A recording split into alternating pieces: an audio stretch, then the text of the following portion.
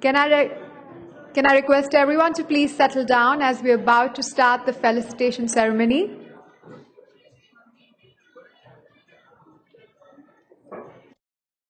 Have you all on time here, really appreciate it.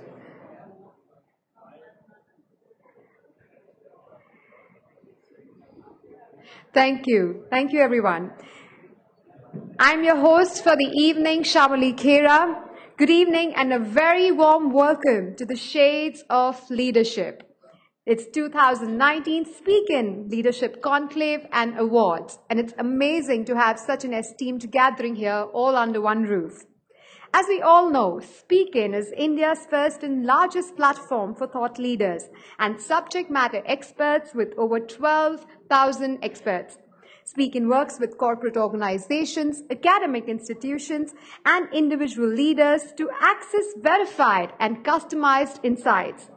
As India's largest network of experts, SpeakIn understands the efforts that goes behind every leader, an expression of leadership in various roles. Having made exceptional progress since 2016, we want to take a small pause and listen to these leaders share their stories of their success and challenges. We want to appreciate and honor the men and women that continue to motivate us with the individuals and the organizations. To celebrate SpeakIn's journey, the conclave will be accompanied with a felicitation ceremony, as we all know, to bring out the best orators this country has seen so far. Well, can I now invite Mr. Ashish Harshraj Kale, advisor SpeakIn, to deliver the welcome note, please. A huge round of applause, ladies and gentlemen, for Mr. Ashish Kale. Over to you, sir. Good evening, ladies and gentlemen. Narendranath Datta became Swami Vivekananda with the guidance of his Guru Sri Ramakrishna Paramahansa. How many of us have had their life changed, altered in a positive way due to one single advice given at the right time and given in the right way? One of the biggest contributors to success of any individual is inspiration. Inspiration through knowledge, inspiration through examples, inspiration through words. The event that we hold today honor leaders who inspire, who promote positivity from within, who ignite a spark within the ordinary. Through their words, their stories, their knowledge, and their oratory, SpeakIn today gets together a gathering of inspired men and women to honor the leaders who inspire. Thank you very much for being here today, and have a good evening.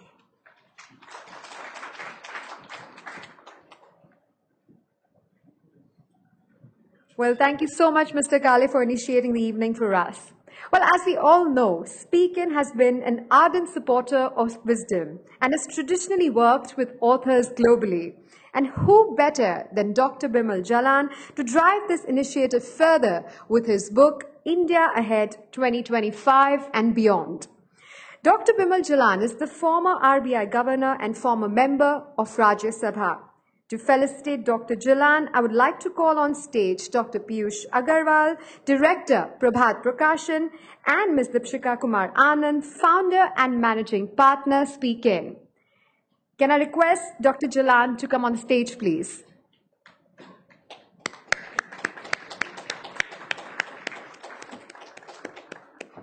Okay, thank you. Thank you. This is just a small plate. Can I ask you to take the center stage, please? Thank you.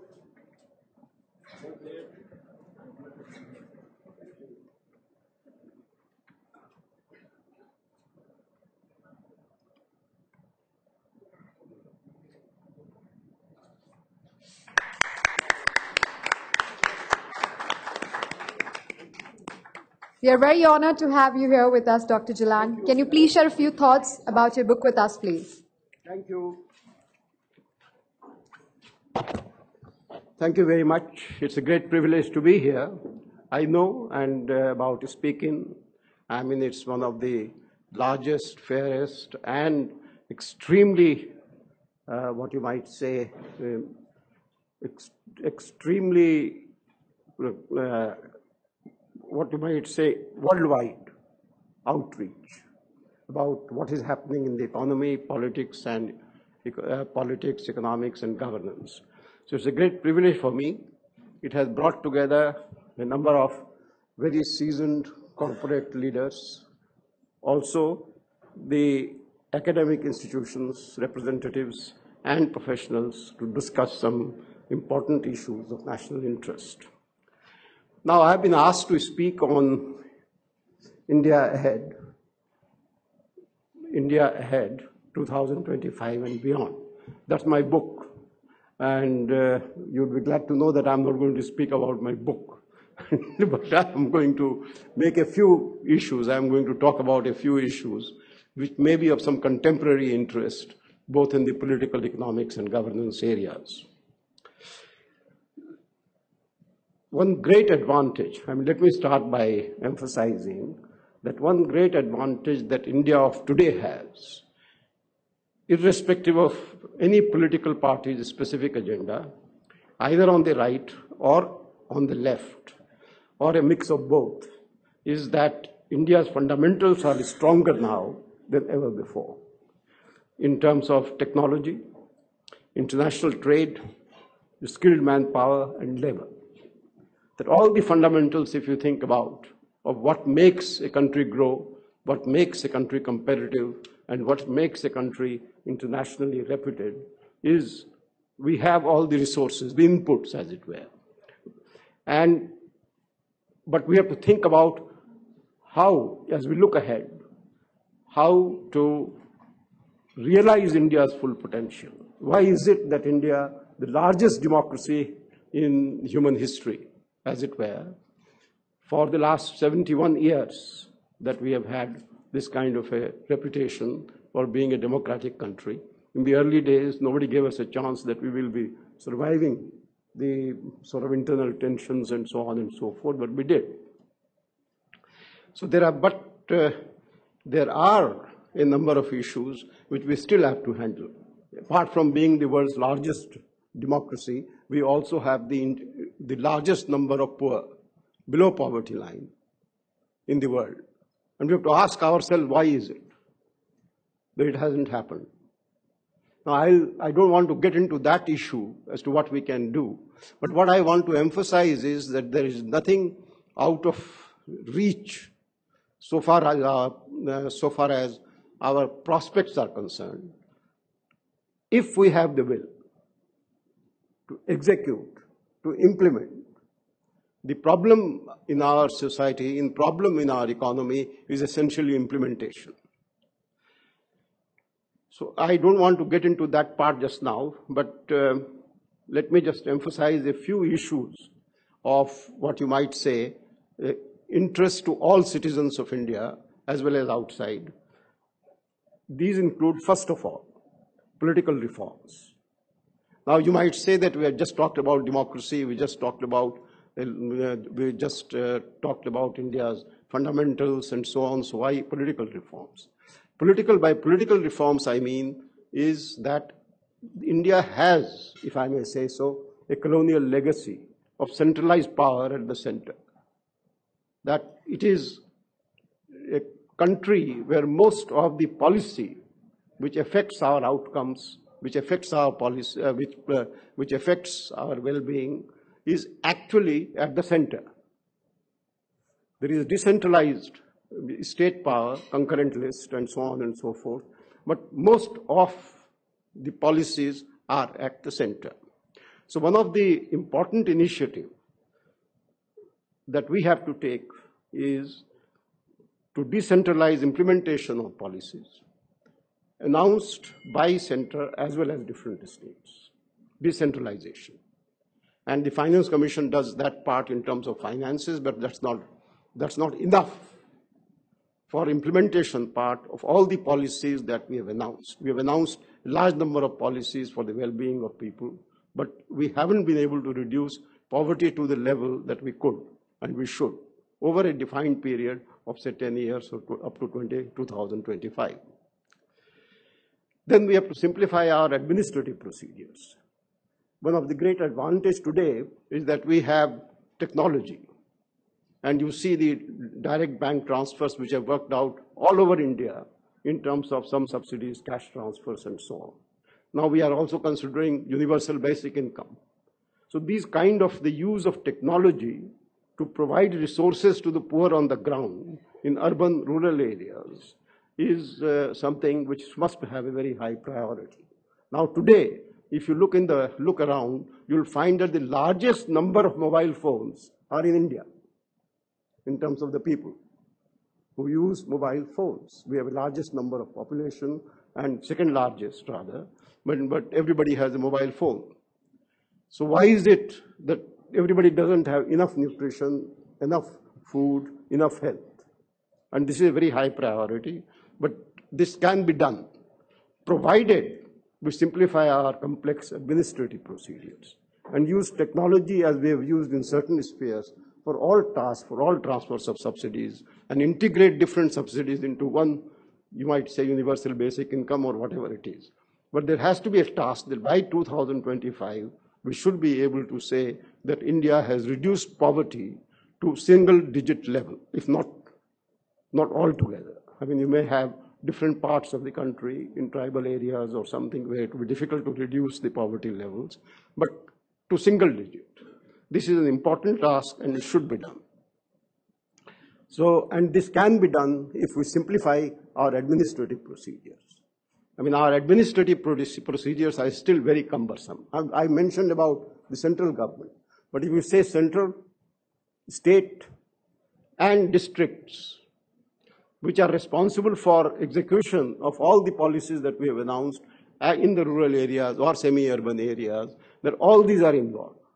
And administrative system is very complex, as many of you would have felt, except in the area of technology where we have introduced direct transfers, or in terms of using the technology to get some of the access to administrative system.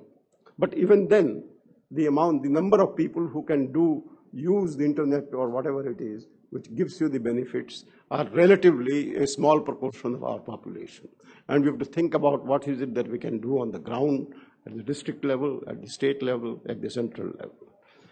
Then, of course, we also have the issue of judicial delays. I'm mentioning these against the background of India's great, in terms of great strength, in terms of our fundamentals being very strong, but we have these issues, judicial delays. That if there is any problem, anything, you can go to the court. If there is no problem, even then you can go to the court. And then you will find that you can do what you want to do. And it will take 20 years or so at the local level for the courts to hear. Then you can go for appeals, and then you can go to Supreme Court, and so on and so forth. So there is this factor also, in terms of governance, in terms of startups, in terms of everywhere. And then we have to improve, of course, the functioning of the entire administrative and the civil service. And it has to be straightforward and clear that the civil service would work in the interest of the people rather than the other way around. That they want people to work in the interest of the civil service. And this has to be changed. Then, of course, it is another very painful issue, the incentive for criminals to join politics. And this is one of the things that we don't know what to do. Some measures have been taken. But because of the judicial delays in resolving criminality, as it were, the person who is not criminal is, in terms of our constitutional guidelines, is innocent until proved guilty.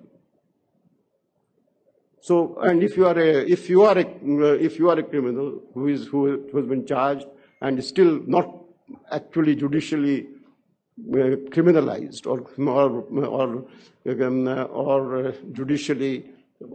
judicially sent to jail or whatever, you can still join politics.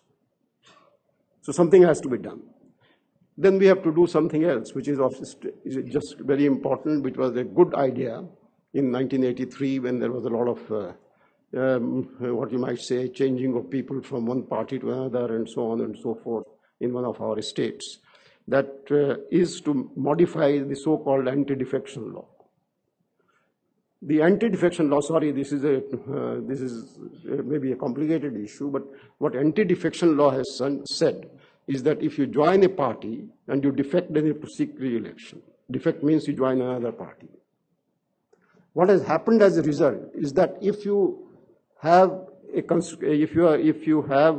power over one constituency or two constituencies, you will have your own party. So in our parliament, 40-50 parties would be always You must be reading in the papers all the time that this party is going to this party has broken up with that party, they're joining to this party. So, and that parties would join somebody in the whoever is forming the government, then they can split from there. So, those kind of problems. So we have to do something to make sure that this incentive to move around parties, that is somehow reformed. So these are many of the issues that we need to take care of in view of our strong fundamentals. And I believe that some of it can be done by accountability, and that there should be full transparency in the decision-making process and full disclosures of decisions taken by different ministries. The present government has already taken some measures like ease of doing business, GST, and the goods and services tax across the country, then some other measures also. But we need to implement, we need to enforce these on the ground, and that is taking time. So implementation is an issue. And as it happens in our country, which is, as I mentioned, the largest democracy, and I mentioned the judiciary part also, is to substantially reduce the complexity of multiple laws in force. All of you who read media, know that there is some law which is 100 years old. Not only the colonial age, but something is some 100 years old, which is still in force. So we need to simplify that procedure. And lastly, sorry, I have been talking a lot, but let me also mention that the financial sector is another priority, the reform of the financial sector and the governance system in the financial system. Because, for instance, to reduce high level of NPAs, one can ask that why was action not taken 2 years ago or 3 years ago? The NPAs are more than double digits when they are supposed to be 4 to 6% or something like that. So now you have the Solvency and Bankruptcy Act, and you have at the moment prompt corrective action being taken, and so on and so forth. So hopefully we will see a sizable improvement in the functioning and governance structure of the public sector banks over a period of time, not too long, but still a couple of years from now. Let me not take any more of your time, so I will stop here. Thank you. Thank you so much. Thank you. Thank you, Dr. Jalan, for starting. Yes, please. Thank you so much. You've surely started our evening on a very thought-provoking note, and we are all looking forward to going back with our copy tonight. Well, SpeakIn, such a fantastic concept and one of its kind, never heard before. What is SpeakIn? And who better than the founder and managing partner, SpeakIn, and winner of the Asia Women Icon Award for Entrepreneurship, Mrs. Dipshika Kumar Anand. Can I please call her on the stage and tell us a bit about SpeakIn? All yours.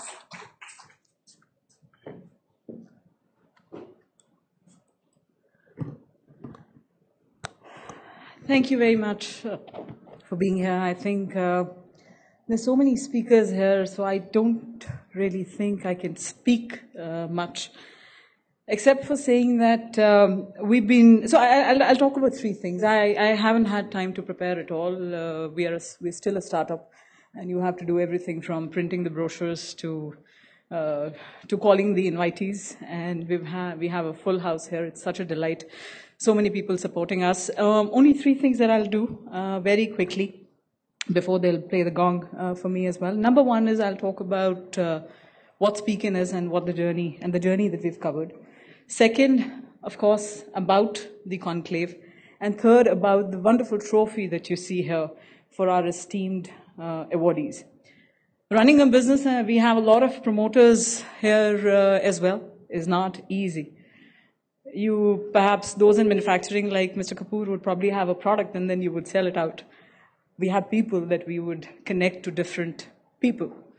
Is it easy? No. It is super difficult to manage people on both sides of the equation. But we enjoy it. We enjoy it thoroughly. And so that's where we bring you SpeakIn, which works on building and grooming speaking circuit to be provided for corporates. If you're a corporate, we're working with you. If you're an association, we are working with you. If you're an academic institution, we are working for you, and more. Now, it brings me to the awards. We've been walking this path for nearly 2.5 years. And I'm so thankful to each one of you who's sitting in this room today. I can't even talk about how some of you, or most of you sitting here have propelled us forward and forward and forward in this 2.5 years when we were nothing to where we stand today in some tangible shape and form. We have 3 different properties. One, of course, is SpeakIn, where we connect speakers to and thought leaders to different events and conferences which happen in India and elsewhere. Number 2, we have Edit as a platform where we give a platform to our speakers to showcase themselves and connect to the audience in terms of both their written as well as audiovisual talent. That brings me now to the trophy. The trophy, like SpeakIn, stands as an embodiment of 1, thought leadership, 2, wisdom, and 3, conversation, which is the network that we have. As we keep saying within the company as well, we are a sum total of the people that we meet. So SpeakIn is a sum total of each one of you sitting here. I can't say thank you enough for being here. The awardees, thank you. The awardees, the invitees, and all our esteemed delegates, whether you're sitting on the first table or you're sitting there at the back, each one of you is highly valued, and I'm super thankful once again to have joined us in this journey. Thank you very much and welcome to the conclave.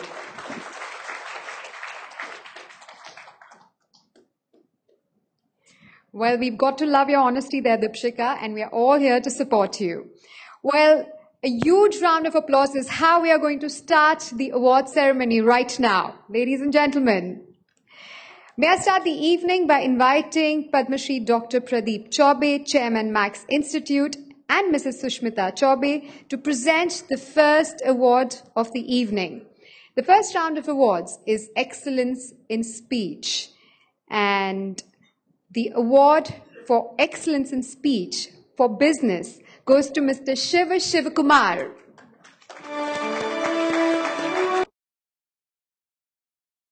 Group Executive President, Corporate Strategy and Business Development at Aditya Birla Group. Meet the man himself who has lived strategy all his corporate life as he made his way to the epitome of leadership. D. Shivakumar, or Shiv as he is popularly known, is a Bangalore-born leader and a management thinker. He is currently the Group Executive President for Aditya Birla Group. Congratulations.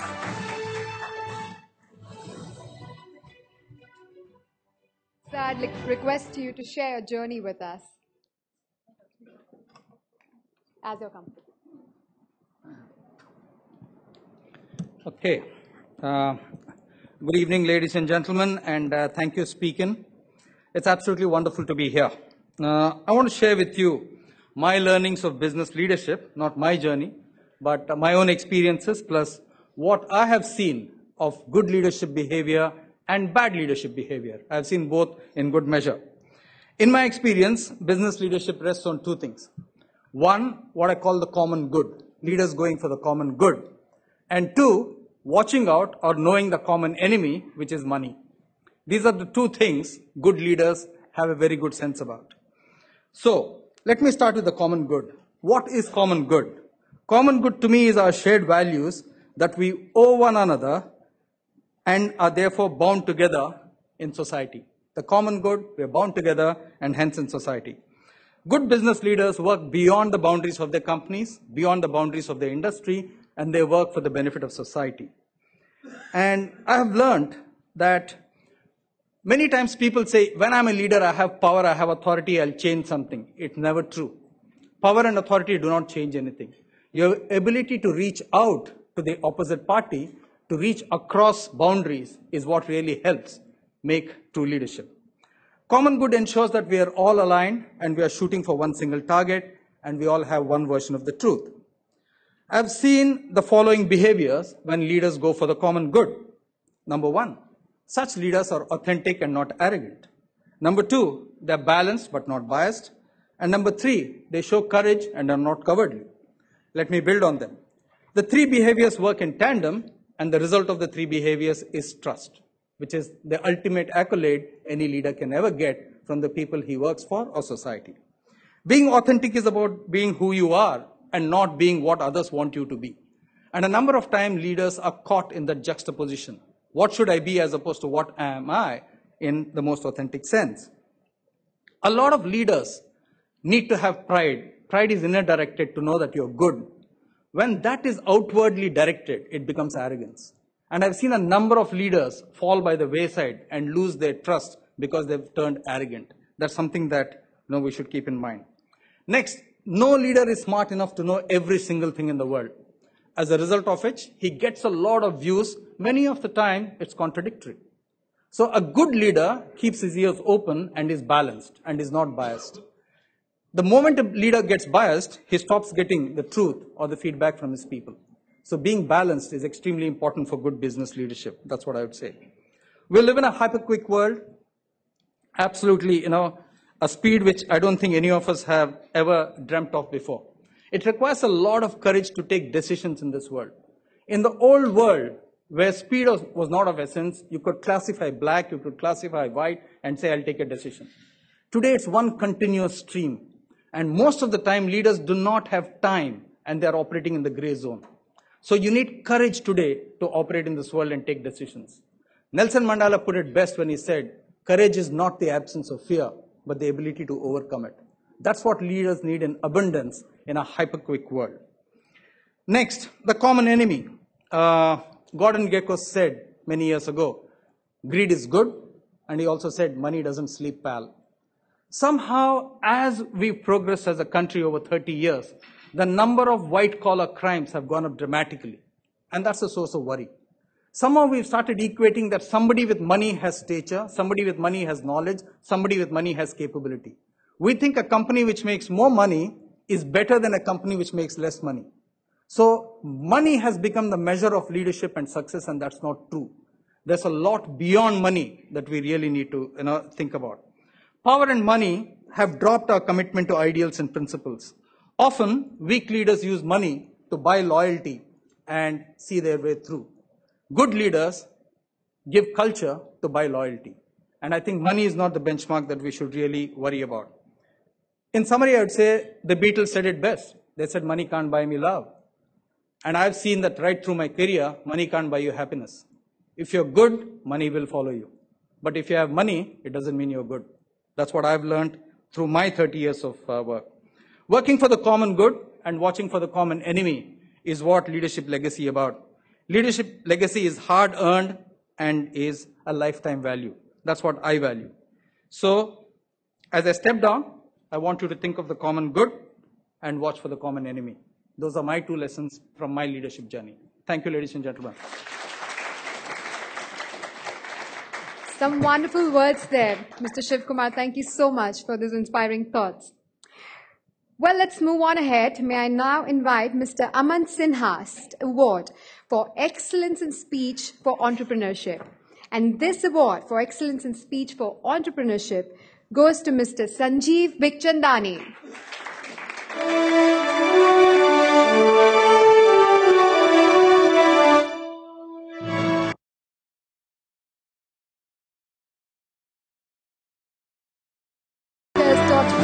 Jeevansathi.com and an investor in promising startups like Zomato, Policy Bazaar, Merit Nation. He, along with his partner, won the Ernst & Young Entrepreneur of the Year Award in 2008 for business transformation. We surely want to know a little thoughts from you tonight, sir. Thank you. Thank you so much for inviting me here. I'm not sure I deserve this honor, but anyway, I'll give my 2 bits, add my 2 bits to what Shiv said. So, this leadership thing is quite strange. So if you do a Google search, and you look for definitions of leadership, you will find 500 different definitions by 500 different people, and they're all correct. You cannot argue with any of them, right? But if I were to look back on my 28 years of being an entrepreneur, right? I think a few things stand out. The first is to be a successful leader, you have to face a challenge. Because if you are not facing a challenge and overcoming it, you don't get the opportunity to shine as a leader, right? Now, you look at anybody who's called a successful leader in history, the greatest leaders, whether it's Mahatma Gandhi or Winston Churchill or anybody else, they all overcame huge challenges and succeeded, and that's how they were called leaders. So if there's no challenge, you can't succeed as a leader, right? No matter how capable you are, you will not, right? The second thing I want to talk about is, I think great leaders have great teams, and they empower those teams, and they consult them, and they achieve everything together. Right? Very often the leader gets the credit or the blame, but actually it's 100 people's effort, 1,000 people's effort, 10,000 people's effort, right? So, Naukri has succeeded. So I go on stage, I get the awards, I make the speeches. But the truth is, what I have done is a fraction of what others in the company have done, right? And one of my colleagues is here, Bimal Sharma, and I owe it to, the company owes it to Vibhor and others like him, who have, for what this company has achieved, or what this organization has achieved, or what we've done in the recruitment space in this country. But the leader goes out and, takes the credit. But the truth is, a good leader should also be willing to take the blame, right? You can't, so actually what you should be doing is parcel the credit down, keep the blame to yourself. And that's how you build loyalty. And that's how you build a great team. Right? So, great team, great people, and great people skills. Right? It's often said that, leaders are great visionaries. Right? The truth is, when we started Naukri, I had no vision. It looked like a nifty small idea. Right? And we started Naukri. What happened in our case was, and today if you ask me, do you have a vision? I'd say yes. But the truth is, vision evolves as you engage with the problem. You don't have to have a vision to start with, right? As you engage the problem, as you go along, your vision will evolve. So, am I a great visionary? Answer is no. The truth is, we did our best, and we also got lucky. So, great leaders, or people who are called great leaders, also have to get lucky.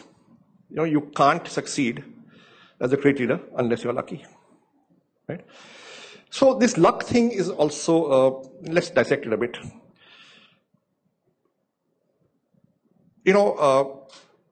One definition of luck is, being at the right place at the right time, right? But the fact is that if you're in enough places, enough times, sooner or later, you'll be at the right place at the right time, right? So then it comes to persistence. So be in enough places, enough times, try hard, keep at it. I think the single greatest quality of successful leaders is persistence. Thank you so much.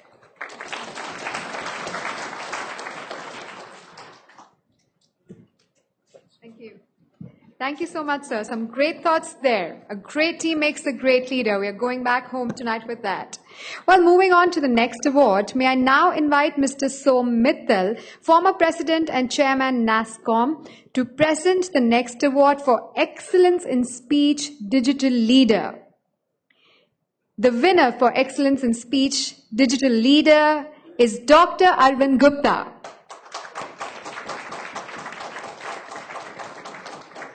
Can I have Mr. Som Mittal on the stage, please?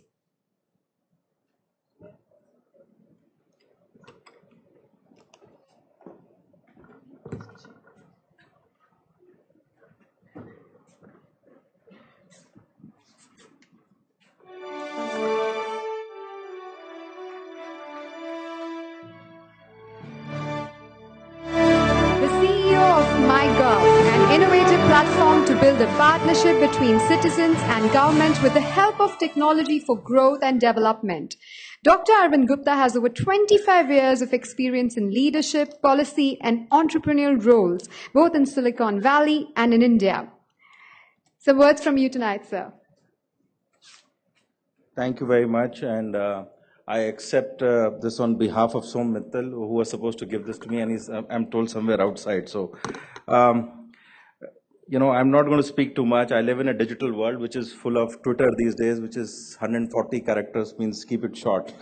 So, couple of things from my end. What Sanjeev said, being at the right place at the right time, I think my role in life has been embodied by that. I was a Delhi boy. I've been a Delhi boy always. And my father, when I was leaving for US to study graduate courses, told me only one thing: "Beta, if you can drive in Delhi, you can drive anywhere in the world." And that is my entrepreneurial lesson for life. If you can do business in India, you can do business anywhere in the world.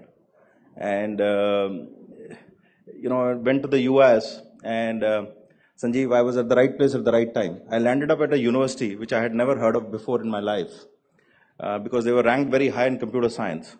And they were making something called the internet browser. And my professor said, we need some diversity in this group. I said, okay. They put me in that research group, and the rest was history. We made the first browser in the world.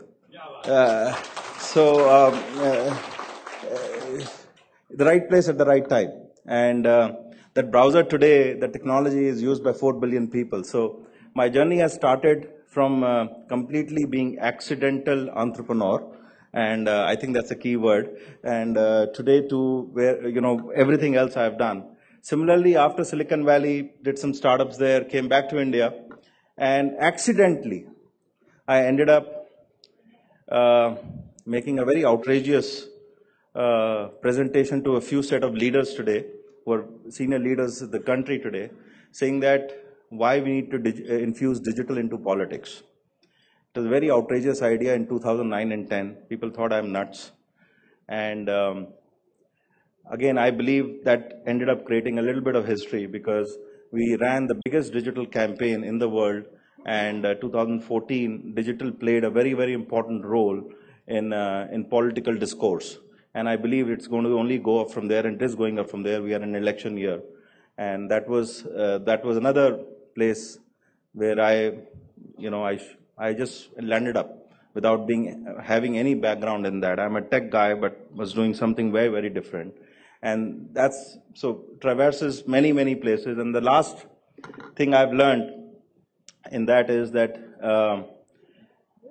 startups in Silicon Valley probably are easier. India are difficult. But doing a startup inside a political setup, and now doing a startup inside a government, I'm now inside the government. I kind of think I run a startup inside the government. Believe me, it's the most difficult task. And if you can do a startup, so I'm going to revise what my father told me, is that if you can do a startup inside the government, you can do a startup anywhere in the world.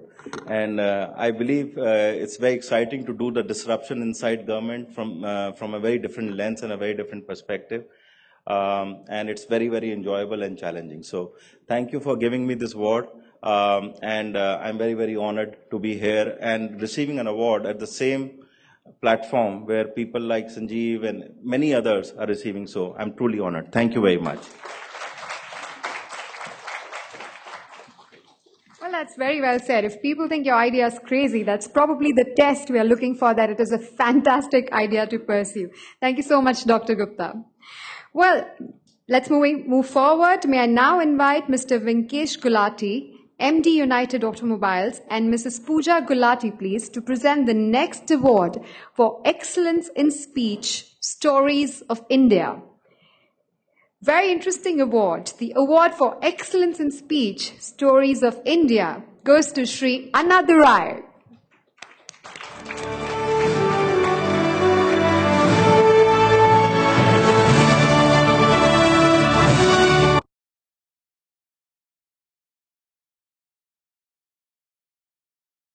Share his story with all of you. Annadurai aka Auto Annadurai is Chennai's most loved auto driver whose passion for his profession and the desire to give the best amenities for his customers has brought him success in good measure. He is now a much sought speaker on building customer loyalty. He has nearly 10,000 followers on Facebook and more than 40 speeches at corporate offices and 2 TED Talks to his credit. We do want Mr. Annadurai to speak something to us tonight, please, sir.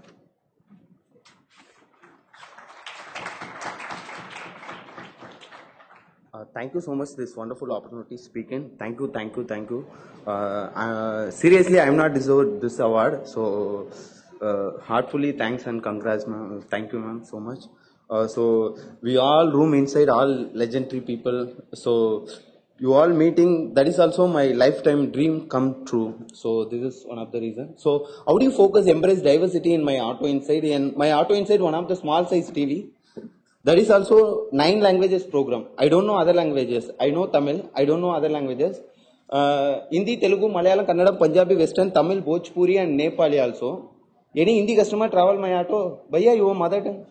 Your favorite hero. That's are also saying Shah Rukh Khan. I play for the Shah Rukh Khan. Kisi rogi tumse mulaqat hogi. That song also I play.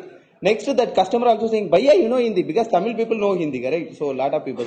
Yeah, I know Hindi. आप कैसे हो, आप कहाँ से हो, अपना खाना खा लिया, मैं ठीक हूँ, अच्छे से रखना, धन्यवाद, वापस जरूर मिलना, मुझको भूलना मत, कुशल मंगल यात्रा, अति देव को, फिर मिलेंगे मुझे भी 1 2 3 4 5 6 7 8 9 10 दिखे, ओके, भैया, बिदर, धन्यवाद, thank you, Hindi over, I am saying. Any Telugu customer travel my auto, I play for the Telugu song, Dhanyavadalu Malli Kaludum, I am saying. Any Kannada customer travel my auto, I play for the Kannada song, Dhanyavadagadu Madhya Banni, I am saying. Any Oriya customer travel my auto, Dhanyavad Puni Asandu, I am saying. Any Malayalam customer travel my auto, Nanni Vindu Marnum, I am saying. Any Bengali customer travel my auto, Donnubat Abar Asben, I am saying. So any Gujarati customer travel my auto, Dhanyavad Bacha Ojo, I am saying. Any Marathi customer travel my auto, Atta Machi Satta Gali and Sarvanna Shubhasandhya Kal also, I am saying. So, any Japanese customer travel my auto, Arikata Kosema, Sayonara, I am saying. So, and a lot of Western song also I play, Taki Taki, Chimalagulpa, Despacito, Perfect I Find the Love, something also. This is customer's delight I want to provide him. This is embrace diversity. Corporate also it is saying diversity, inclusion, something. So, travel time, our hometown feel also clean. That is one of the focus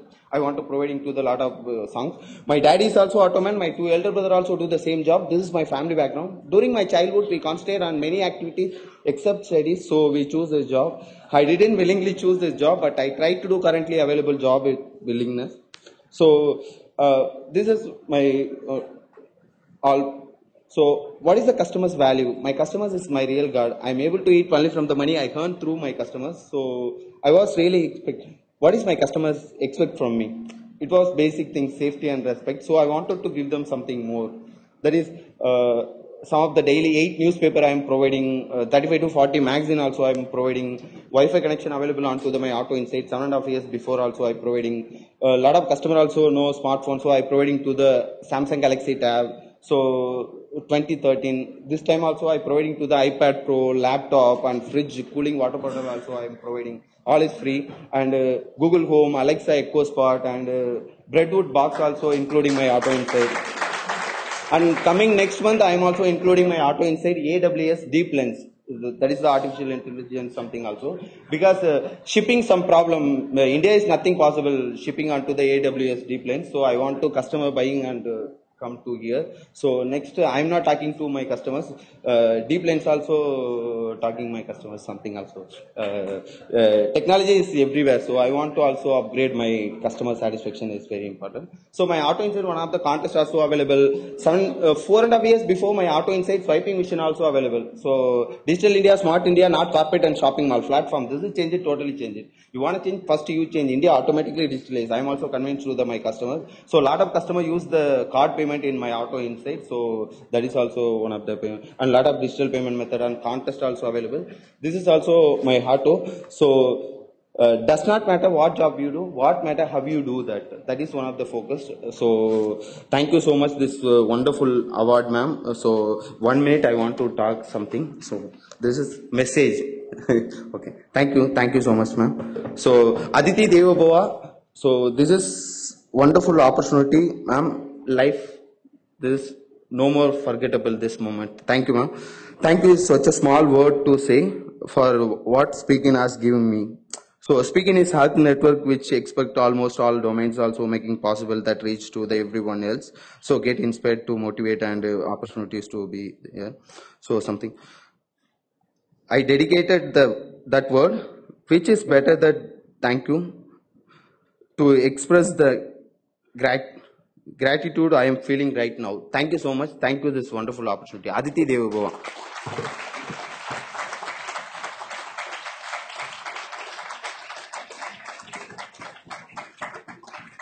Well, I must say, Anadara, it's not just customer delight, but you have delighted all of us tonight. Wonderful, so inspiring. Any job with passion can be done absolutely in excellence. Well, let's move on.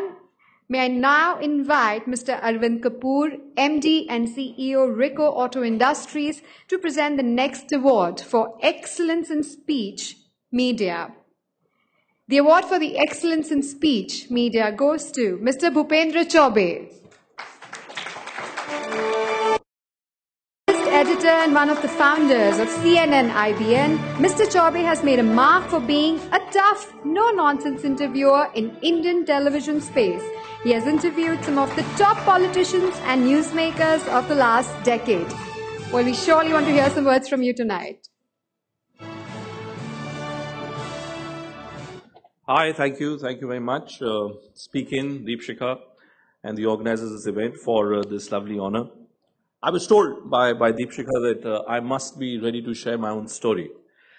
So the story is that I don't have a story. You know, I don't have a story of my own, and I'd like to believe that what one brings on the table on a daily basis before the cameras, and those of you who don't do anything else in life and watch the 9 o'clock news on my channel perhaps would be aware of what one brings on the table. But there are two specific instances which I thought, and I was listening to Sanjeev and Arvind and the other awardees today were all sharing experience. And I was asking myself that, what's that one experience or two experiences or three experiences which would have really shaped what I've become? I started off my career in 1998, 99. I've lived my whole life in Delhi. And I started off with New Delhi Television Private Limited, NDTV. You know, supposed to be this anti-national channel in today's day and age. But after I was called for an interview by the owners at that time, and I can never forget that experience because somewhere along the line it really convinced me what you need to do. Dr. Gupta was talking about if you can do business in Delhi, then you can do business anywhere in the world. I would completely second that, and I would say that if you can work in Delhi, then you can work anywhere in the world. So I was told when I went for this interview with the owners at that time, Dr. Roy and his wife, they looked at my CV and they said, well, young man, you know, you seem to have done very well in writing and speaking, and practically everything seems to make you the perfect candidate. So you know what? We will give you the maximum amount of money that you would have thought of in your life. And my eyes immediately grew. I thought, wow, now comes the big ticket item. And I was told, we'll give you 7,000 rupees. 7,000 rupees monthly salary. And because you happen to be someone who also speaks in Hindi, since I went to a school where I studied all my subjects till class 5, till class 6 in Hindi, so I was equally proficient in Hindi and English, they said, we'll give you 2,000 more. So 9,000 rupees per month was a salary that one started off with.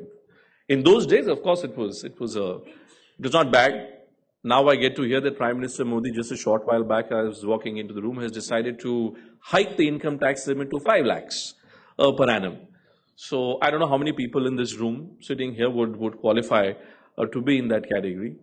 But it did make me feel at that point of time, because there were other offers also that one had where one was being paid 11,000 rupees or 12,000 rupees in some other networks. And one chose to be with that network because at that point of time, that network was the best possible network which is available. So the first lesson, so to say, that I took in my life was not to fall only for money. Sometimes association with brands, association with the right kind of people can help you maybe go a very, very long distance. So in my life, I've only worked with 2 brands. I started off with NDTV and I moved to Network 18, and that's it. And I've been around now for what, 20 years now. A lot of my friends, a lot of my well-wishers tell me that it's a mistake. It's a mistake if you don't open yourself up to various brands. Now, courtesy Deepshika, I've had the privilege and honor of interacting with a whole range of people from different industries. You know, the Federation of Automobile Dealers Association, for me, FADA, I think is a treasure house of stories. So when I ended up chatting up with some of the office bearers, and I got to hear firsthand from them what they go through when someone comes to buy a vehicle from them, and what are the kind of persuasive tactics which sometimes have to be used. I found a lot of similarities there. I found a lot of common elements there. So one learned a lot.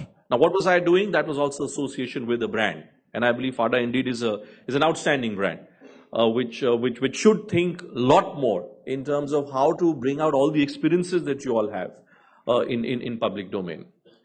My second experience, which also went a long way in just convincing me as to how I should be when I come on a public platform, is a couple of years back I ended up interviewing the one and only Sunny Leone. And that interview really set me apart from any interviewer in India, for the simple reason that having interviewed the who's who in this country, but wherever I went post 2015, everyone, oh, Bhupen has come, he's the one who interviewed Sunny Leone. So that sort of set me thinking, and I came in for a lot of criticism, rightly so perhaps. A lot of people thought that when I was sitting, and there goes the bell, when I was sitting on a chair in front of my interviewer, I was moving a lot. And people thought that I was feeling uncomfortable because I was sitting in front of Sunny Leone. And people thought that maybe I could not hold on to my own because Sunny Leone was making me feel very, very uneasy, uncomfortable. Whereas the only thing that had happened was I was sitting on a plastic chair, and I'd been sitting there for a long time, so I was just trying to readjust my body balance repeatedly. So that was also an enriching experience for me, where I told myself that, well, you've got to be aware, the camera is always recording you, watching you whenever you're in public domain. That would be my advice to all of you present in this room as well today. Once again, thanks very much, SpeakIn, and all the very best to all of you. Thank you. Thank you, Mr. Chobe. We always love stories behind some famous stories, and that was indeed inspiring to know that always take care of the chair you're sitting on if you're interviewing someone. Well, let's move on to the next award. May I now invite Mr. Praveen Kumar, Director Risk Management, EY, to present the next award for Excellence in Speech for Humor. Well, the award for the Excellence in Speech, Humor, goes to Mr. Amit Tandon.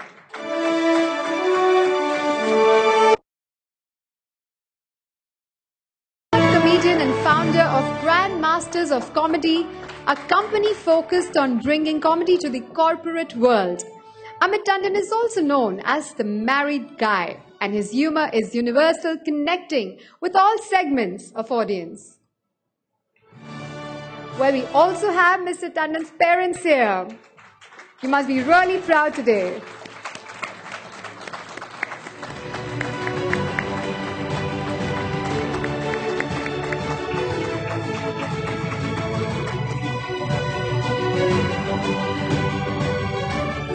Well, it must be wonderful to make your parents proud, especially in a rare field. And the mic is all yours. No pressure to be funny.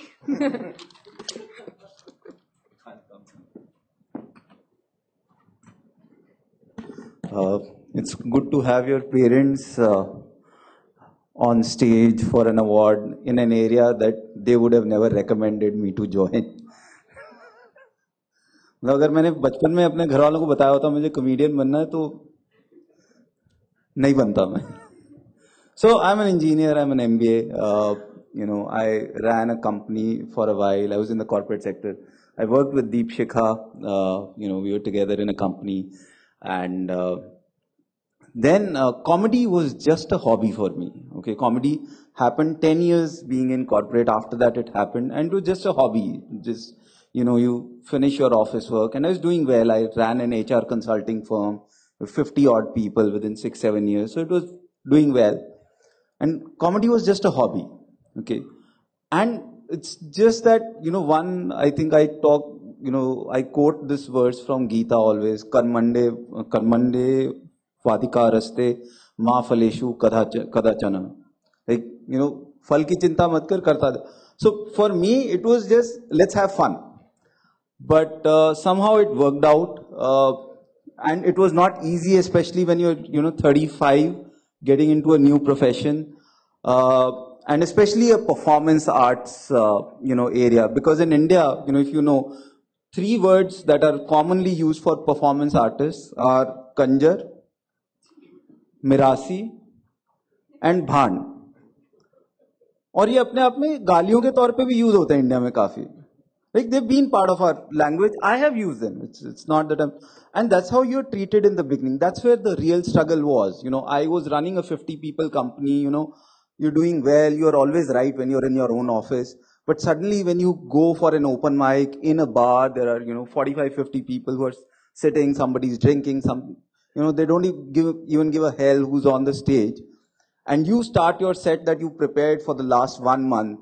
And you're nervous, you're supposed to do 5 minutes, you start your set, and then somebody starts happy birthday to you on the other.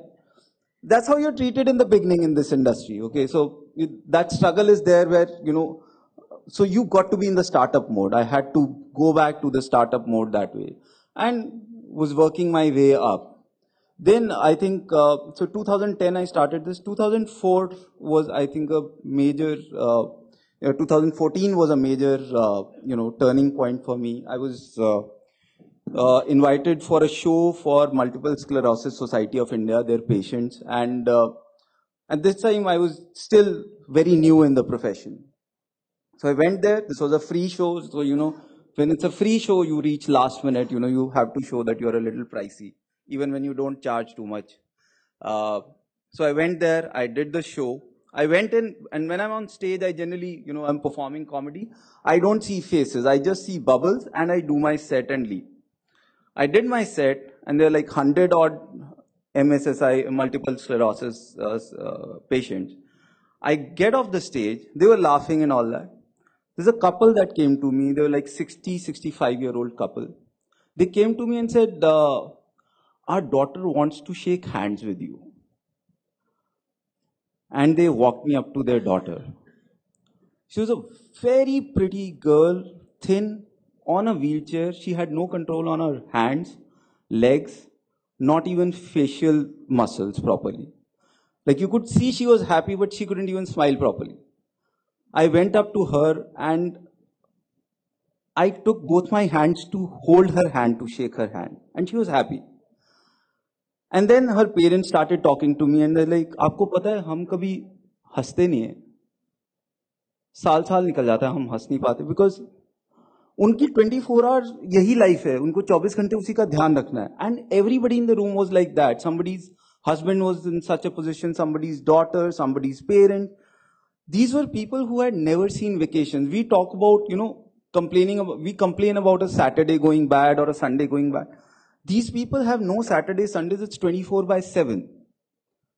And then quite a few of those people met me and they're like, it's probably the first time in our lives we laughed so much, or, it's been a long time since we smiled and all that.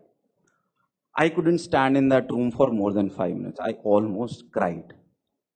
I went out, I called up my wife and I said, आज के बाद हम किसी भी बात पे अगर complain करें ना, तो डूब मरने वाली बात है.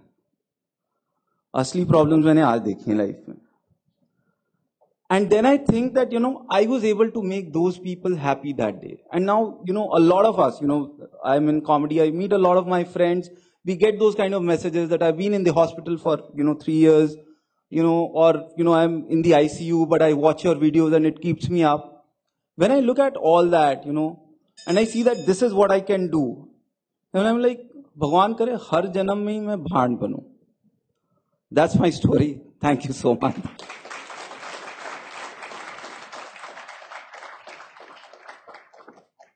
Well, I must admit, you surprised us there, Amit. I was expecting to laugh, but I've got goosebumps after your story. A moment of certain definition for you and certainly inspiring. Thanks for sharing that with us. Well, moving forward, we are going to move forward to the next round of awards for excellence in thought leadership. May I now invite Mr. Somittal, former President and Chairman NASSCOM, and Mr. Prateek Jain, CFO Reliance Mutual Funds, to present the next award for Excellence in Thought Leadership, Author. The award for the Excellence in Thought Leadership Author goes to Mr. Tamal Bandopadhyay.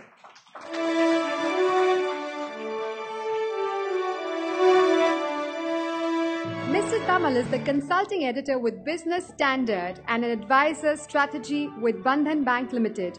He is one of the most respected business journalists in India and an author.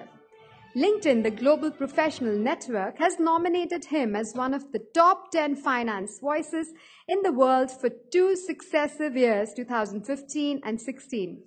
Some words from you, please, sir. Good evening and thank you. I mean, it's a cliche, but I don't think I deserve. I don't think I deserve it. And there's no journey as such. I'm still a toddler, even though I'm pretty old, in my late 50s, 57 to be precise. But since I have to say something, let me say, I mean, a lot of people mistake me as a wizard of finance and economist, etc., etc. I'm not like that at all. I'm a student of English literature. And in the 80s in West Bengal, there are not too many jobs for an English literature student after post-graduation. So I tried in a college. I didn't like it. For 6-8 months I taught. I didn't like it. And then I was trying to prepare for my civil service exam because my elder brother was into civil service. I failed. And then somebody said, Times of India journalism is pretty interesting. It's a good job. Why don't you try that? And I did, and I for whatever reason, I was successful. I had nobody in Bombay, then Bombay, now Mumbai. So I took Gitanjali Express, and after 40 odd hours, it came back. It landed in VT station. And those who are familiar with Times of India, you know that it's just about 15 meters away from VT station. You cross the road and get into Times of India. I didn't even know that. There's no Google Map in 1985 end. So I went from the other gate from the GPO.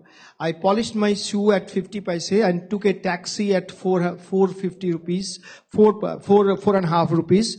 That taxi took me all the way to Reserve Bank of India and took a turn and on DN Road and dropped me at Times of India. So, and then I found that this fellow, I mean, there's full of people on typewriter. So I thought he's a full of typist. I do not know what is to be done. At the end of the first day, there was a gentleman called Patanjali Sethi. He was the trainer. I asked him, and in the evening, sir, where do I stay? He said, that's a part of your training. We don't know. So 2 days I lived in Times of India in the waiting room of the VT station, paying 10 rupees extra, and then I got into a sort of CD guest house of Goregaon West, where a lot of film extras used to stay. So I just somehow I used to pay 10 rupees to one person, and plus over the weekend I had to buy those days I think. Solar number 1 whiskey, a quarter whiskey, some 35 or 40 rupees. So I had to pay that. And this gentleman was a film extra. He typically used to open a gate. In some Hindi film, you will find that Jamindar son coming drunk at night and some bearded guy opening the door. He was that person. In every film, you used to get some 10-15 days, some 500 rupees those days for opening the gate, something. So I used to pay him 10 rupees, and over the weekend I used to buy a bottle of whiskey for him. So that's how I started. I did not know anything about finance. And somehow, I was doing film review and theater review and other stories and all. And then somehow in mid-50s, I was told that I had to start doing banking. That was my initiation. And then, just one more minute, then I am little adventurous by nature. Sometime in 2011, one publisher asked me that why don't I try a book? It worked out well, first book. And second book got me into trouble. It was on shadow banking. Sahara filed a 200 crore defamation suit against me. And 6 months I had to fight first in High Court, then in Supreme Court. I lost 10 kilos of weight, all grey hair, etc., etc. But I stood by the ground. And that's it. I am here, so I'm still learning. I'm still a cobbler. And one of the reasons I came to listen to Dr. Jalan, I started my banking career when he just took over as governor. So thank you, Dr. Jalan, and thank you, everybody. Thanks. Well, thank you, sir. Got to love your modesty there. Well, next, move on to the next award. May I now invite His Excellency Milan Havarka, Ambassador of Czech Republic in India, to present the next award for Excellence in Speech for Disruption. And the award for the Excellence in Speech for Disruption goes to Dr. A. Valamani. An Indian scientist turned entrepreneur, he is the founder, chairman, and managing director of Thyrocare Technologies, a chain of diagnostic and preventive care laboratories headquartered in Navi Mumbai. He is also credited to be the founder and managing director of Nuclear Healthcare Limited, which is affiliated to Thyrocare. So, a few words from you, please.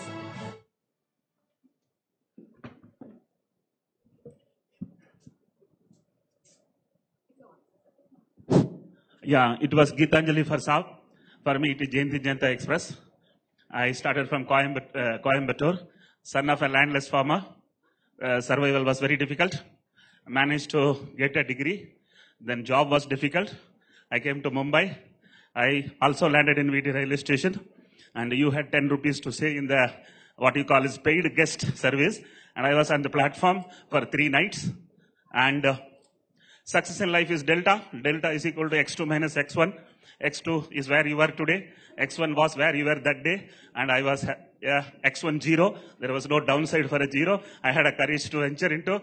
I was in a government job, Baba Atomic Research Center. And the government job was not taking me anywhere ahead. So I am a thrill monger. So I resigned the job. I started a business and just invested 2 lakh rupees. Today in the National Stock Exchange, the company is worth $500 million. So that's the journey. I wish to dedicate this to 2 ladies. One is my mother. I was rearing 2 buffaloes to keep our intestines alive, 5 children. My father was neither an employee nor an employer and made us to reach to Mumbai, did an MSc, did a PhD. The second lady is my wife and she was BSc, I was BSc, we both got married. Then she made me MSc, she made me PhD, she made me scientist, she made me entrepreneur. And today I am the most powerful storyteller in the country. And I'm extremely happy to be associated with SpeakIn. And country doesn't have good storytellers. And we need more. And I'm extremely happy that I'm given this award. And God bless you. All the best. Have a great evening.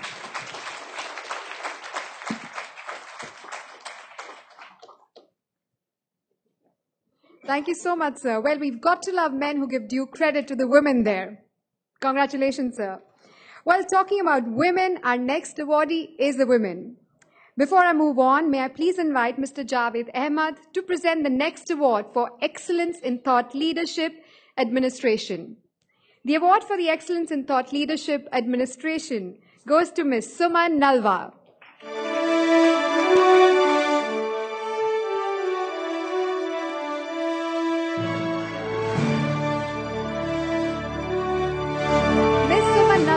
The Deputy Commissioner of Police Training, Delhi Police. She has revolutionized the police training program through incorporation of advanced technology.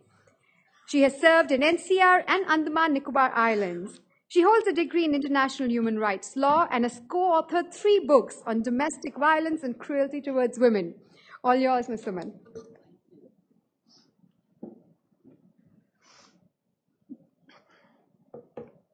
I thank SpeakIn and Deepshika for creating such a wonderful platform for exchange of ideas and knowledge.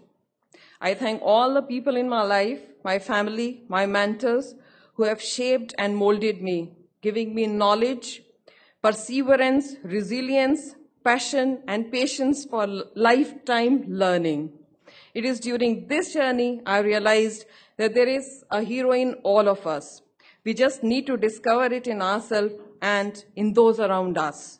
I bow to all the heroes present here today. Thank you.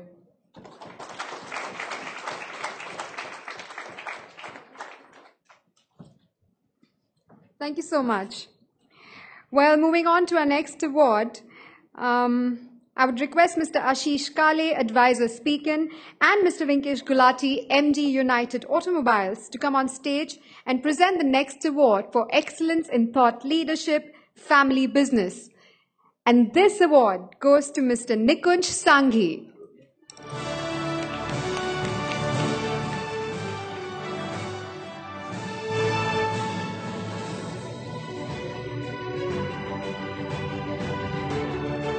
Mr. Sanghi is the MD of JS Four Wheel Motors Private Limited and is third generation leader from his business family to lead the 3S sales, service, spare parts dealership of Mahindra and Mahindra and Hero Motor Corp. Sir, can we have you with the mic, please? Good evening, everybody, and thank you, Deepshika and SpeakIn, for this honor. Somebody said it was a cliche, but in my case, it is the truth that I don't deserve this award, but I'm humbled by having got it. Some people talked of opportunities. So I'm sure there are a lot of more people who deserve this award, but they didn't get an opportunity. I got one, and that's I got this award.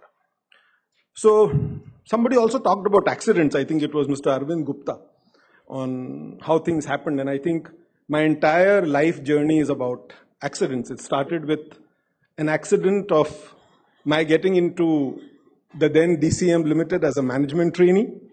And why that accident happened was because I happened to be in the first batch of English medium students in Commerce College, Jaipur, which always had Hindi medium as the medium of instruction. And because I was an English medium student, I got selected in DCM as a management trainee way back in 77 at a paltry salary of $750 per month, which was great in those times. So my first few years were that of a corporate lawyer. I am a law graduate, company secretary. And I got into auto retail again by accident.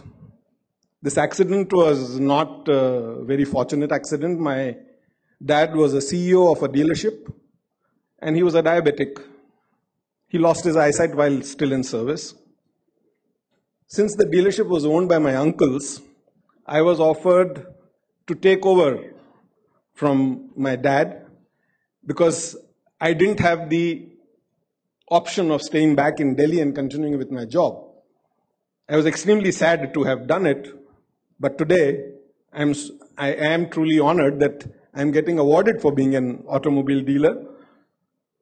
From a journey in Alwar with 3 people, including myself, that was my dealership. From a journey where I sold only 7 cars in an entire year to a journey where I'm now selling almost 3,000 plus cars and 25,000 plus two-wheelers. I think it's all the values, the systems, the processes which I got from my dad and my mom. I think it's the value system that I got from them which has brought me here where I am today. And I think I have lived up to those values. I have lived up to those downloads. And those value systems are to do with transparency. Transparency with every stakeholder that becomes a part of your life. First, your family, your friends, your employees, your principals, your bankers, every business associate, and finally the government. And I think if you are transparent and honest with each stakeholder, then I don't think there is any room for being unsuccessful. Success will be yours. The second, of course, is perseverance. And if you persevere, I'm sure you will succeed. That's what I did in my life. And that's how I am with you today. Thank you once again, Deepshika, and thank you, SpeakIn, for having given me this opportunity. I am humbled. Thank you. Well, I've got to say, we've got to love accidents post tonight because some of them have really had some lovely ones. Thank you so much, sir. Well, moving on to the next award, can I please request Her Excellency Bridget Walshoffer to come on stage and present the next award for Excellence in Thought Leadership, Global Leader. And this award goes to Mr. Raman Sidhu.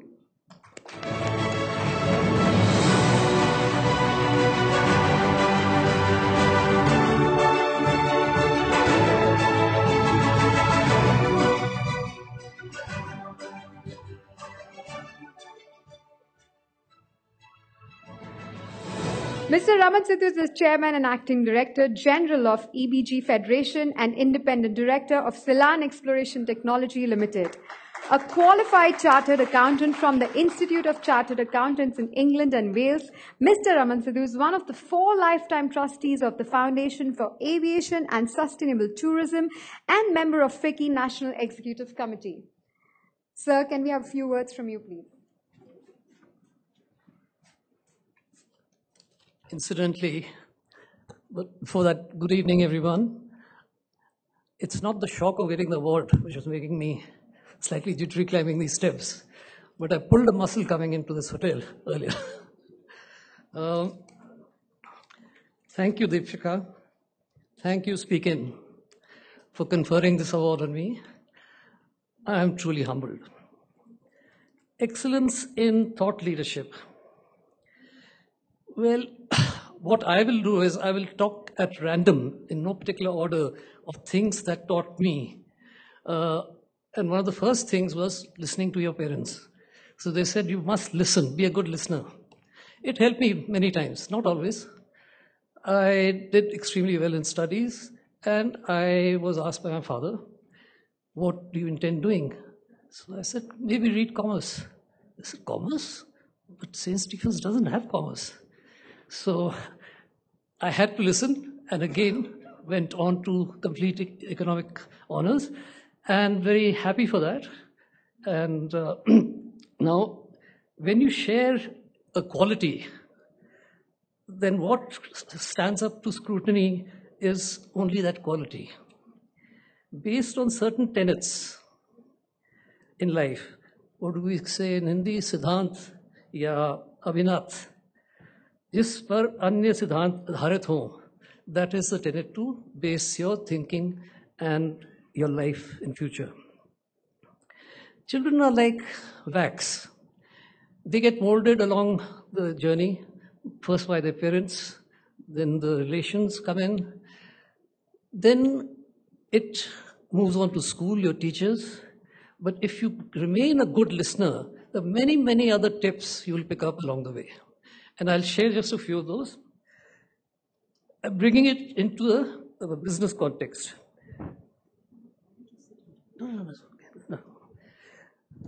When I talked about, someone said accidents, I also stumbled upon a banking job by accident. Because my mother died very early, so I had to abandon my plans and come back from England. Not at all sad that I went through that, but one of the first few tips I got was from a chap called Lord Camoys. He's only, he said, don't think in banking you can be a lone ranger. You have to work as a team. Remember that credit always flows up, don't grab it. Do not be insecure of institutionalizing your relationships. And I've never been insecure on that. I always tried my best to do that.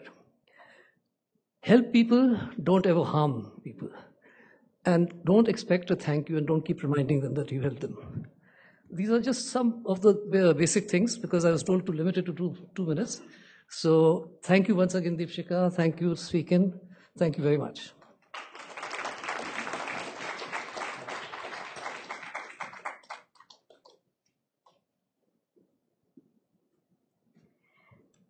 Thank you so much, sir. Some words of wisdom there from you.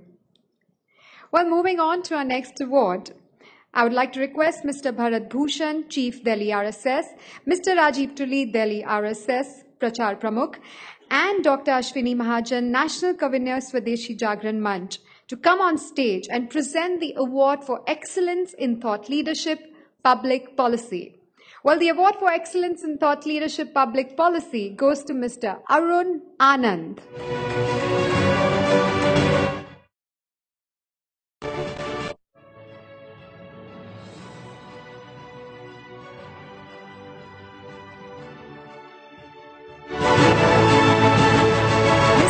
Anand is the Director, Center for Information and Development Communication and former advisor to Union Health Minister and author.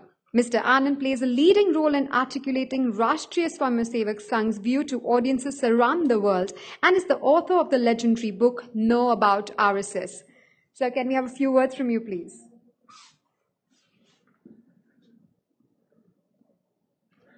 First, I want to thank Deepshika.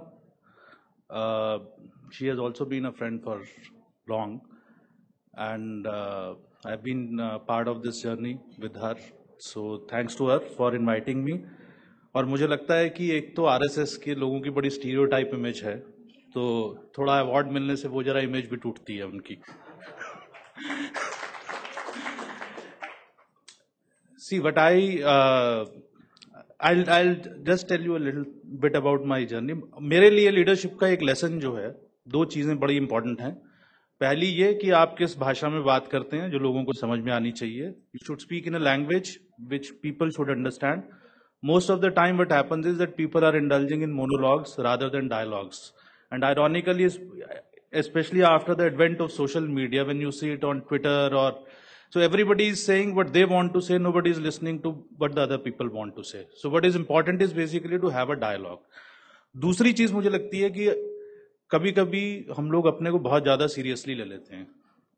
We are taking things too seriously in life. So I'll give you an example. You know, when my family has a construction business, I am the youngest son. I belong to a Punjabi family, big fat Punjabi family, hardcore, जो आप करण जौहर की जैसी फिल्मों में देखते हैं. So when and I was an economics graduate from Delhi University. I had topped in board. I had topped in university. And then my father asked me after I had finished my graduation कि क्या करोगे? तो मैंने उनसे कहा कि मैं एक साल तो पहले सोचूंगा कि मेरे को करना क्या. I'll take 1 year to think what I have to do. Then I joined journalism. When I was in college, I used to earn 89 to 92. I was in Delhi University in Hindu College. So I used to earn about 15,000 rupees every month because I used to teach economics to the chartered accountancy students. So when I joined my first job in journalism without a journalism diploma or a degree, it was, I think my internship was 1,500 rupees. And then 6 months after that, I got a salary of 5,500. तो जब 3 साल मुझे काम करते हो गए इसी तरीके से, तो एक दिन पिताजी ने मेरे बुलाया मुझे, he called me.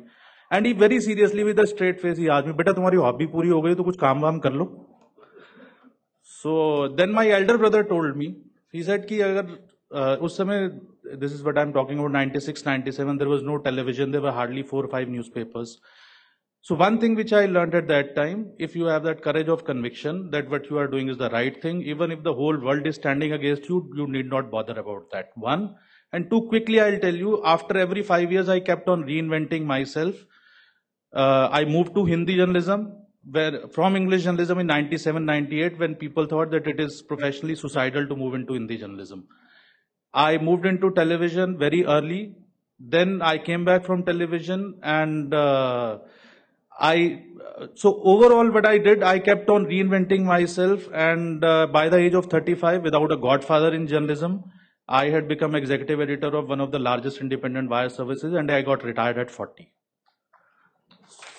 And then I wrote my first book, and ever since then I've been writing books, and I articulate the RSS view. I never wore it up on my sleeve. I am not one of those 2014 के बाद वाला नहीं हूँ, क्योंकि आजकल संघ में भी कहा जाता है कि शिक्षार्थी कम रह गए हैं, टिकटार्थी ज्यादा हो गए हैं.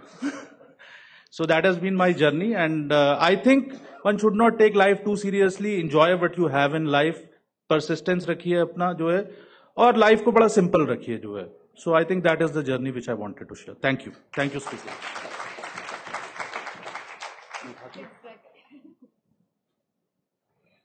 Well, I love one of the things you said, that to be a great speaker, you've got to be a great listener, and we've all got to remember that. Thank you so much, sir.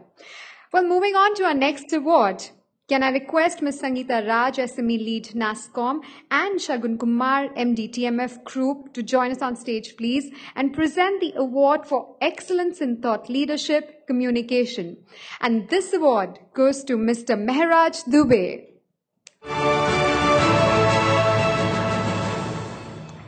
Mr. Mehraj Dubey is Vice President, Z Media Corporation Limited, and an award-winning broadcaster.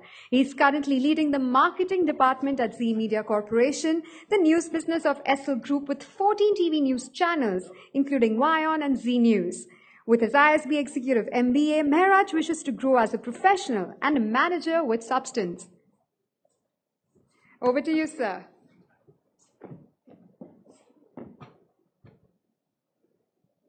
make some notes.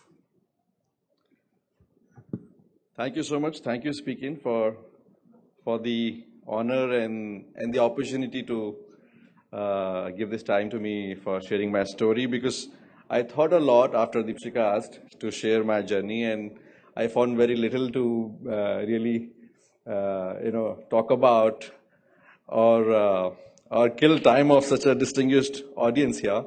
But nevertheless, thank you so much for being here. My story is, if I come to think of it, is actually a story of middle class India. My story is the story of post-liberalization economy of India. And my story is of a few hundred Hindi journalists who got their space under the sun because foreign money was pouring into media sector. So we also got some limelight.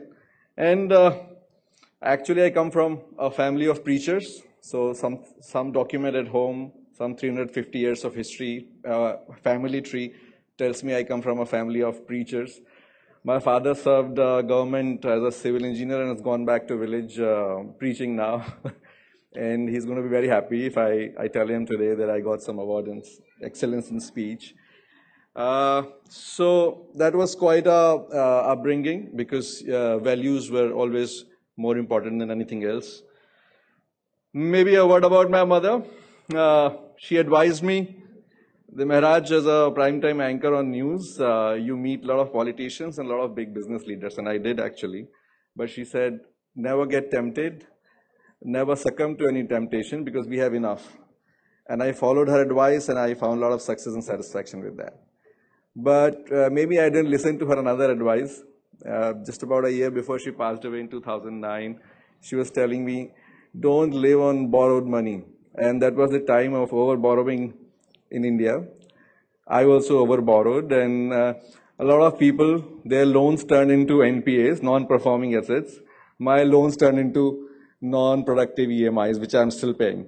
So, that was the time.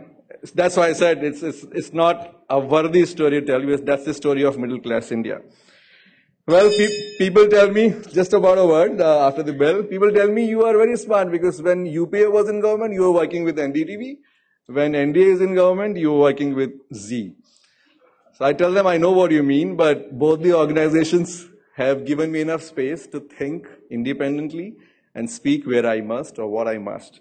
So thanks to all the organizations I've worked with, and my family and my friends and schools, ISB being one of them, because all of them have helped me to run the course. And I follow, I believe in these words of Gita, where they say, Anantyash chintayanto mam tejana paryupasate tesham nityabhiyuktanam yogakshemam vahamiham. Whatever was yours or whatever is going to be yours, I am guarding it myself, says Krishna in Gita. It's a great time to be in India, to be born and to be growing up. And I think this country gives you privilege. If you are willing to do something, there is enough help available. So all the best to you all. Enjoy yourself. Thank you.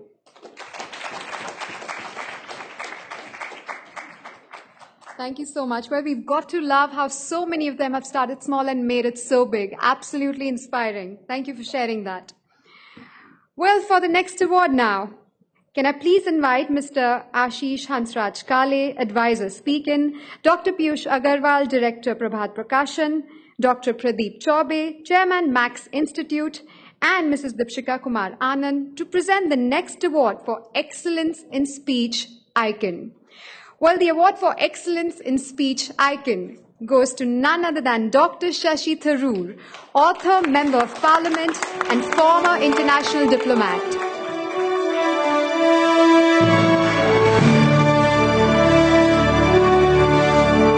Mr. Shashi Tharoor has an extensive and rather impressive resume. He is a former Minister of State for External Affairs, a United Nations peacekeeper, author, refugee worker, human rights activist, and currently an elected member of the Indian Parliament. We all are very honored to share the stage with you, sir. A huge round of applause, ladies and gentlemen.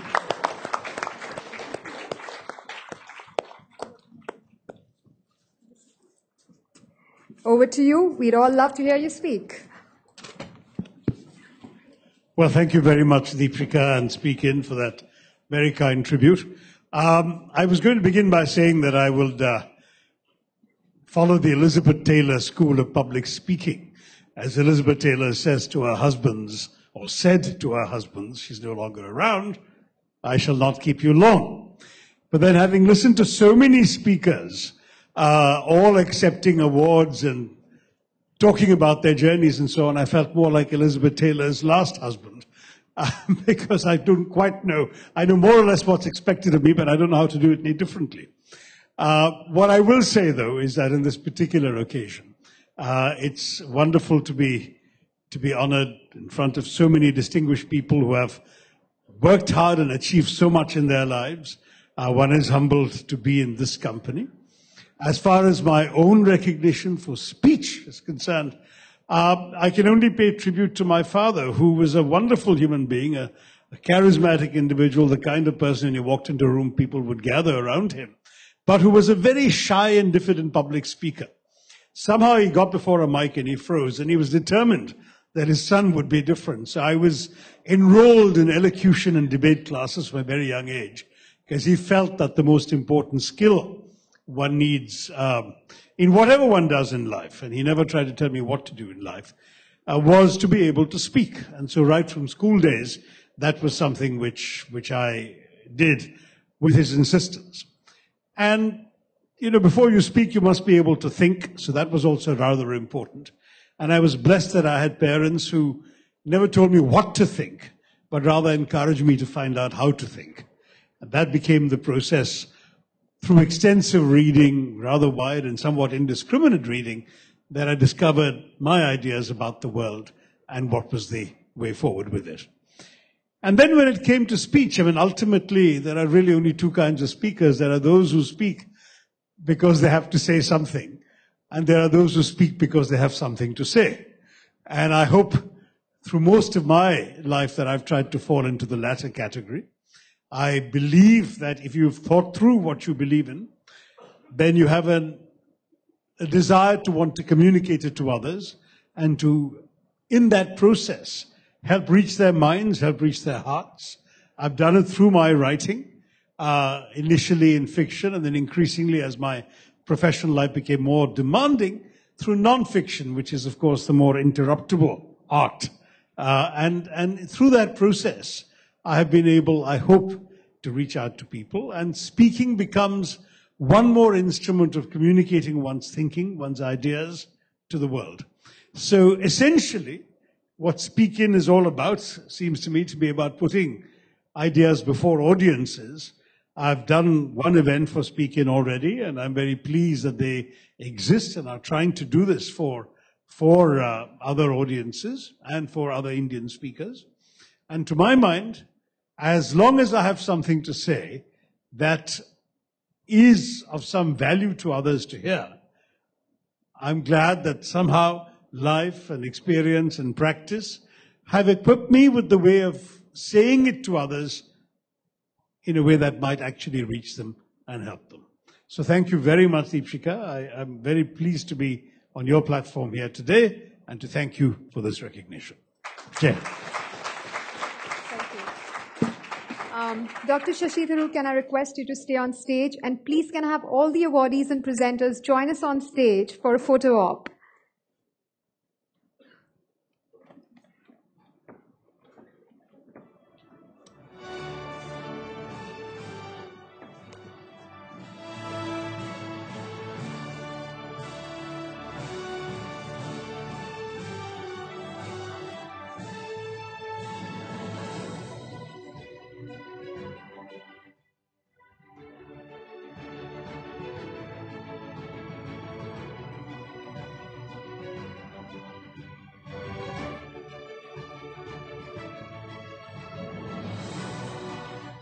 Can I have Deepshika join us on the stage, please? The winners for tonight, ladies and gentlemen, they deserve a huge round of applause from you.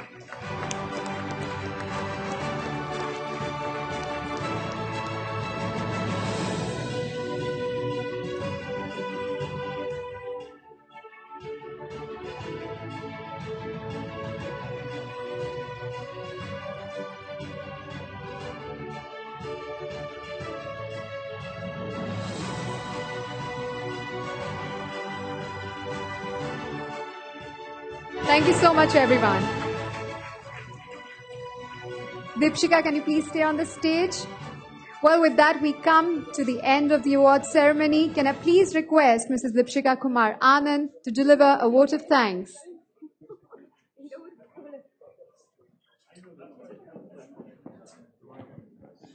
Thank you so much. What an evening. A lovely set of awardees, lovely set of delegates, and fantastic discourse. Thank you very much, ladies and gentlemen, for being here. We were very, very concerned when we started. We have so many speakers, and there is a tendency to overshoot, but we did not. We kept it. Thank you for the gong.